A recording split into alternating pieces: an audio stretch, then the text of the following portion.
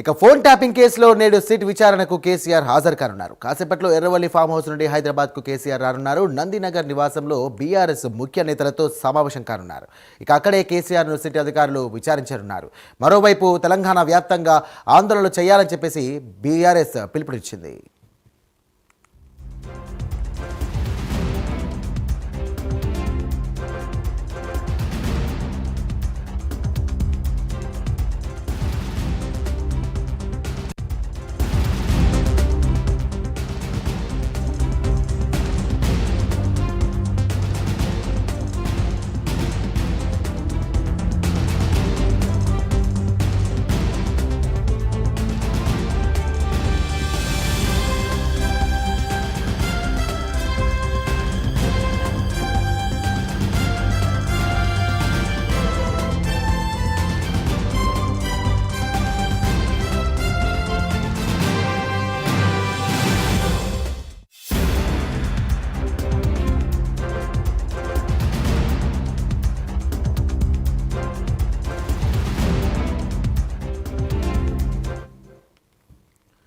Breaking చేస్తున్నాం. Phone tapping కేసులో నేడు సిట్ విచారణకు కేసీఆర్ హాజరు కానున్నారు. కాసేపట్లో ఎర్రవల్లి ఫామ్ హౌస్ నుండి హైదరాబాద్కు కేసీఆర్ రానున్నారు.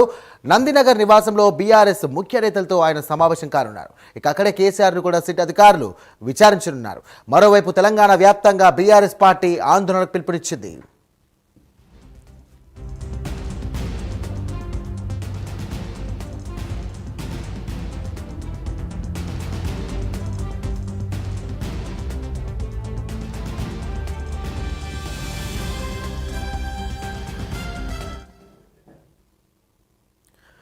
ప్రస్తుతం నందినగర్లో కేసీఆర్ నివాసం వద్ద మరింత సమాచారం అందించడానికి కరెస్పాండెంట్ కుమార్ సిద్ధంగా ఉన్నారు. కుమార్, చెప్పండి.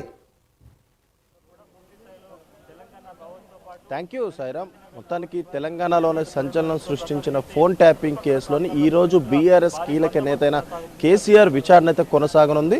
ఈ నేపథ్యంలోనే ఇటు నందినగర్లోని సిట్ బృందం కూడా ఇటు కేసీఆర్ని విచారించేందుకు కూడా సిద్ధమవుతుందని తెలుస్తుంది. అయితే ఈరోజు మధ్యాహ్నం 3 గంటలకు విచారణ అయితే ప్రారంభమవుతుంది.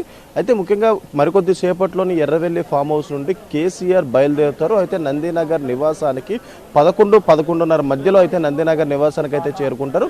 ఈ నేపథ్యంలోనే ప్రస్తుతం నందినగర్ దగ్గర కూడా మనం చూడొచ్చు, పూర్తిగా బందోబస్తు కూడా ఏర్పాటు చేయడం జరిగింది. అయితే ఇటు ముఖ్యంగా బ్యారిగేట్లు కూడా ఏర్పాటు చేయడం జరిగింది. ఎవరిని కూడా లోపలికి అనుమతించే ప్రసక్తి లేదంటూ కూడా ఇప్పటికే పోలీసులు చెప్తున్న పరిస్థితి అయితే ఉంది. అయితే ఈరోజు మధ్యాహ్నం 3 గంటలకు ఏదైతే విచారణ ప్రారంభమవుతుంది కాబట్టి దానికి తగ్గ ఏర్పాట్లు కూడా ఇప్పటికే చేయడం జరిగింది. అయితే దీనికి సంబంధించి ఇప్పటికే ఇంటెలిజెన్స్ చీఫ్ కూడా ఇటు కమిషనర్లకి, ఎస్పీలకు కూడా కొన్ని ఆదేశాలు జారీ చేశారు. ముఖ్యంగా విచారణ అయ్యేంత వరకు కూడా మొత్తం కట్టుదిట్టమైన ఏర్పాట్లు చేయాలి.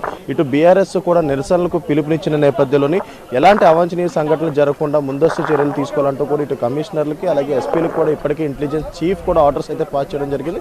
అయితే ఈ ఫోన్ ట్యాపింగ్ కేసుకు సంబంధించి గతంలో ఇటు హరీష్ రావు అలాగే కేటీఆర్ అలాగే సంతోష్ రావు వీళ్ళు ముగ్గురు కూడా విచారించారు. కాబట్టి ఇప్పుడు తాజాగా బీఆర్ఎస్లో కీలక నేత అయిన కేసీఆర్ను కూడా విచారిస్తున్నారు. అయితే ముఖ్యంగా మొన్న ఏదైతే కేసీఆర్కి 160 CRPC కింద నోటీసులు అయితే జారీ చేశారు.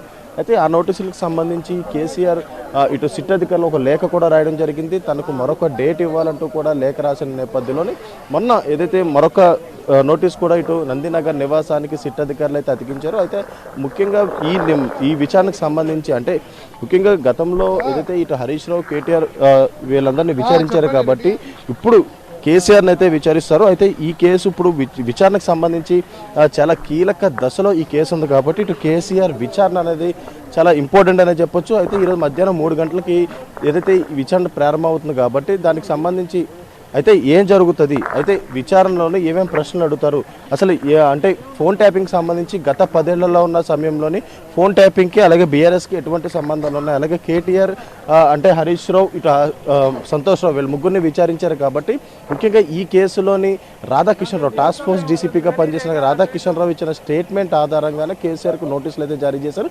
ఆ నోటీసులు అంటే పంజగుట్లో నమోదైన 243/2024 ఎఫ్ఐఆర్ ప్రకారంగా ఈ నోటీసులు జారీ చేశారు. కాబట్టి ఆ కేసుకు సంబంధించి ఈ రోజు విచారణ అయితే ప్రారంభమవుతుంది.